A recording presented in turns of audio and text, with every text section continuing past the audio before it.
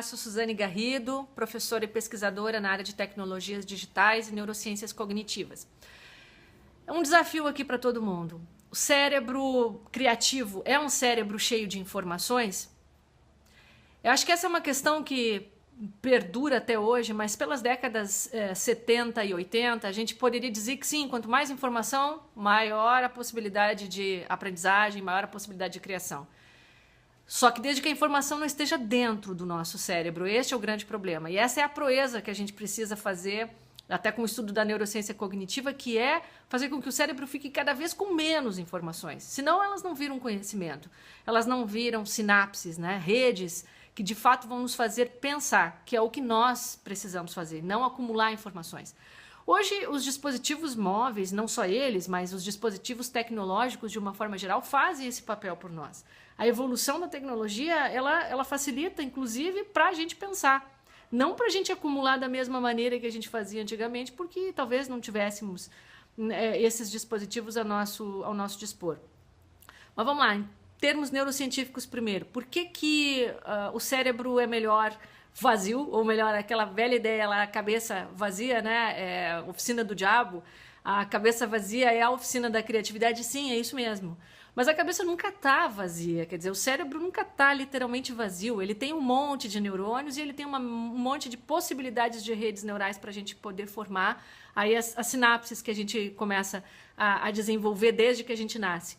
Então, o que acontece? Para a gente poder, por exemplo, ser criativo, a gente precisa ter pouca memória dentro do cérebro, só aquela que é necessária para a gente poder voltar para algum atributo conhecido. Tá? Ah, mas então como é que eu faço com as minhas informações anteriores? Elas não são necessárias, deleta, é isso que tem que ser feito. Ah, mas eu não sei fazer esse procedimento. Se a gente sempre colocar numa mesma categoria, tá? A possibilidade de pensar de uma forma diferente, esse é um processo de esquecimento. E é um processo produtivo e é um processo positivo para a aprendizagem. Bom, vejam bem, a gente falou de memória, a gente fala de percepção de novo agora, porque quando eu percebo algo de uma forma diferente, eu caio do mito da categorização. E o mito da categorização é aquele que diz, se eu perguntar agora aqui para vocês, olhem bem, tá? Que isso até entra na estereotipia.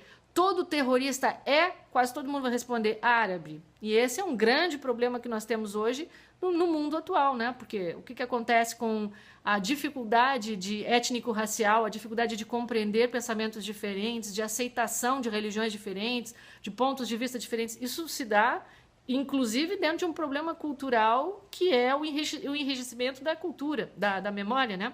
Enfim, então isso é estereótipo. Da mesma forma que se eu perguntasse para vocês, como foi feito no exemplo de percepção, se eu sinto cheiro de fumaça, será que é sempre fogo? Bom, os nossos ancestrais tinham que fazer isso, tá? Ouviam lá o rugido do leão, tinham que sair correndo, mas isso era o que se tinha na época. Não é o que se tem hoje, temos vários outros rugidos de leões, né? A gente precisa ampliar esse espectro. A imaginação, ela entra justamente a partir do momento em que eu consigo driblar isso tudo, sair do mundo que eu vivo, mundo real, e pensar num mundo que não é o mundo que existe, não. É o mundo que eu queria que fosse, ou o mundo que eu queria que existisse.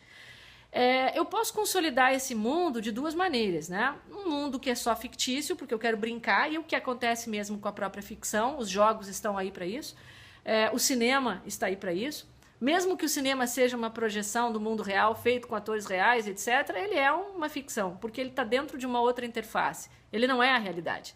Ele é uma produção e uma representação da realidade. Eu posso sonhar desta forma. Lembram da frase do Morin?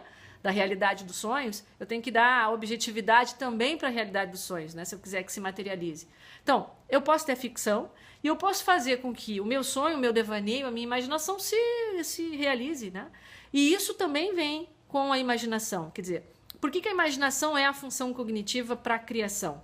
Porque é ela que faz com que eu saia das amarras do que eu estou acostumado. Quer dizer, é ela que vai fazer com que eu inove no pensamento, na atitude e, obviamente, na própria realização da atitude.